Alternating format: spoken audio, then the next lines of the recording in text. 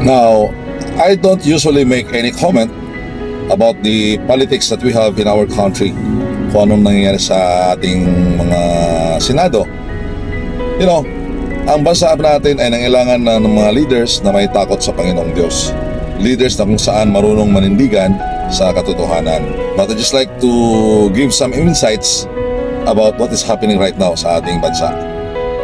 Now, alam natin lahat na meron pong corruption na nangyayari at meron pong flood control corruption that was open up.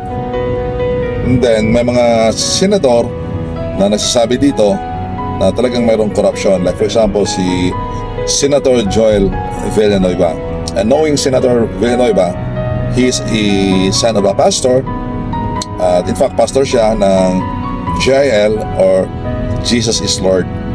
Now, my point here, kung ikaw ay nagsalita about flood control and you don't want corruption, you want to solve this problem, ang tanong ko, bakit pa kailangan mong lumipat ng grupo? Di ba? Now, we started the investigation through Cayetano, Senator Cayetano. And then kasama ka doon. But suddenly, nagbaliktad ka. You shifted to another group. Ang tanong, anong purpose? Bakit ka bumaliktad? Bakit ka pumasok sa grupo na yon?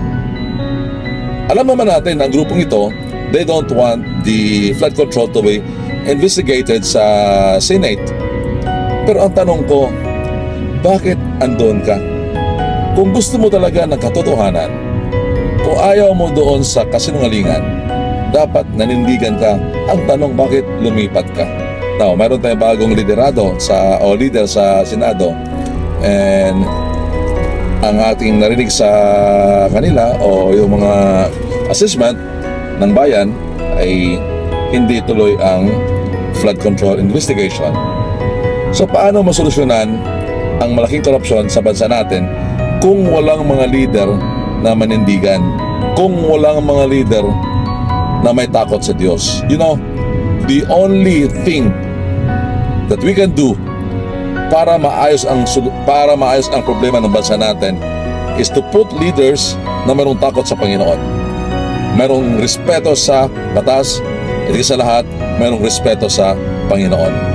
Sabi sa Biblia, kung tayo daw ay tatawag sa Kanya, kung tayo daw ay hingi ng kapatawaran sa Kanya, kung tayo daw ay hingi ng tulong sa Kanya, kung tayo daw ay mayroong pagkatakot sa Kanya, lalapit sa Kanya at ang Panginoong Diyos mismo tutulong sa ating mga problema. So paano natin ngayon matulungan ang ating bansa kung ganito ang sitwasyon na kung saan yung mga leaders mismo, leaders pa naman ng church, ang siyang kumalas para malaman ang katotohanan.